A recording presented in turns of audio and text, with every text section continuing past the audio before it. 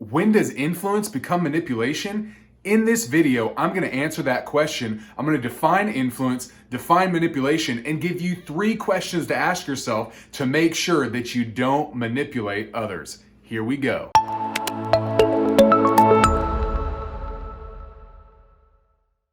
Hey, my name is Drew, and I've had the opportunity to be connected with highly influential people throughout my career. I've also spent countless hours studying the activities, actions, and qualities of influential people. My goal with this channel is to help you increase your influence in the workplace. If you have something to say, something to sell, or something significant to do, you've got to increase your influence, and that is what this channel is here for. Stay to the end because I have a free assessment where you can measure your influence, and I'll tell you how to get that at the end of the video. Influence is the capacity to have an effect on the character, development, or behavior of someone else or something. Psychological manipulation is a type of social influence that aims to change the behavior or perception of others through indirect, deceptive, or underhanded tactics. So how do you know if you're moving into manipulation?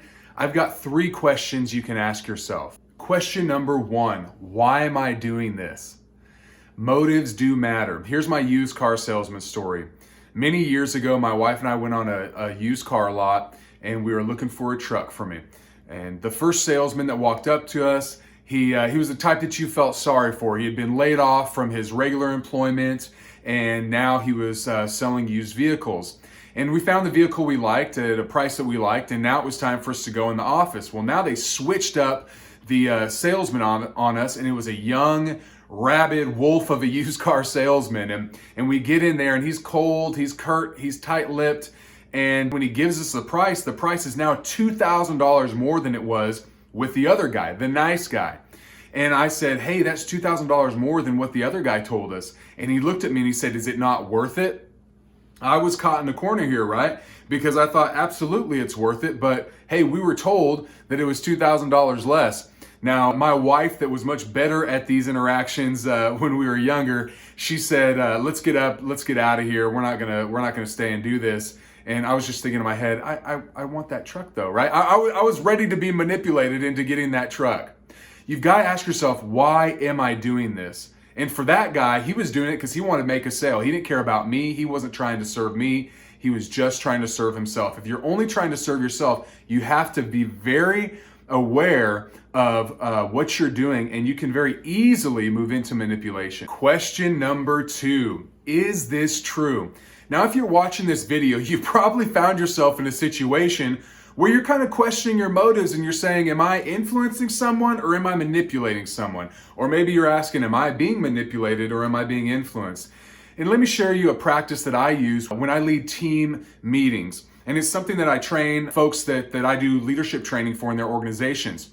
And I call it the meeting before the meeting. If you're gonna have a meeting, you're gonna share a new idea, maybe you're gonna cast a vision, maybe you have a new product that you wanna roll out, and you wanna get your sales team on board with this product, right? There's nothing worse than having a product if you can't sell it, right? So if you wanna roll out this new product and you're about to have a meeting, what you need to do is have the meeting before the meeting. So you need to have a meeting with influential people on your team that can support you, or maybe influential people that maybe aren't behind you. Maybe they're the ones that you know are gonna kind of buck against you. You wanna meet with them beforehand and get buy-in from them because you don't want them to throw a wet blanket on your idea with all the other people around. So what you do is you have a meeting with them beforehand, you share what you're gonna do, you honor them by them getting to kind of hear the information on the front end, and you ask for their response. Hey, what do you think? How do you feel about this? What are your objections? What do you need to have happen for you to get on board with this product?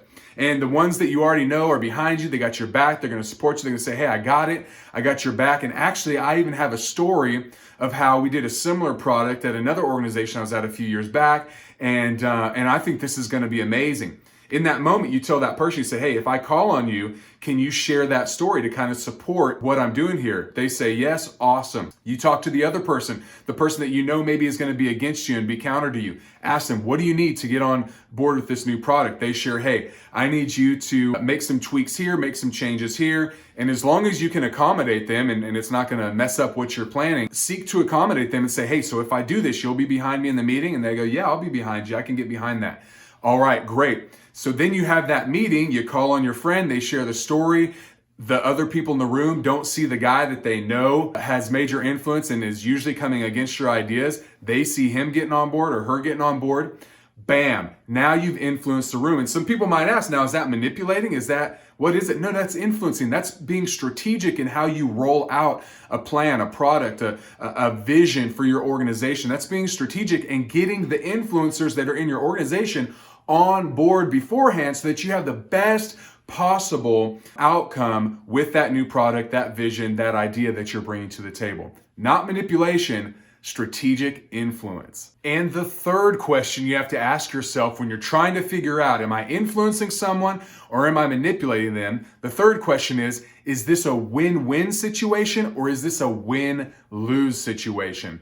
If it's a win-win situation, you can almost guarantee you're not manipulating them. If you find that it's a win-lose situation, you could be moving into a manipulation situation. All right, so let me give you an example of this. I was doing some training with one of my clients, Habitat for Humanity, a fantastic organization. And I was there and there was a young girl that shared a term, a word that I had never heard of. Now you got to understand, I got married when I was 19 years old. And so I didn't have to do any of the dating sites, anything that's around today, I didn't have to do. I'm so grateful for that. But this young lady was sharing how her friend was manipulating guys on dating sites, and she was doing what's called catfishing, right? You know the term. She was catfishing. So she was putting pictures of herself that were manipulated, right? That's what you can call them in a program that she used. She was manipulating the pictures. She was changing the pictures so far that she was unrecognizable. Her own friends couldn't recognize that was her in the picture.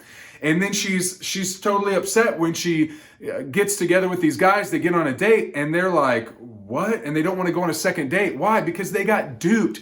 Nobody likes to get duped. Nobody likes to get fooled or get felt like they got the wool pulled over their eyes and that someone just took advantage of them. And that's what can happen in those kind of dating sites when you manipulate your pictures, when you change them so much that you are now unrecognizable. Hey, I'm all about changing the lighting a little bit, looking good, a little makeup on, something like that, even things out, whiten up the teeth a little bit. That's okay. But when you start changing the actual shape of your face and your body size to attract people that would not normally be attracted to you, that's when you've created a win-lose situation and you are for sure manipulating others.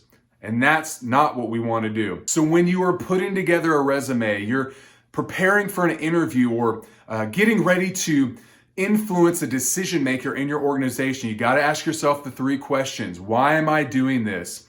Is this true? And is this a win-win or a win-lose? If you can answer on the positive to all three of those, you can guarantee yourself that you are influencing and not manipulating. If you found value from this video, please like and subscribe to the channel. To receive the free influence assessment, simply click on the link below that says Influence Assessment. If you have any questions or comments about influence, please comment below and I will look forward to connecting with you. Always remember, increase your influence, realize your dream.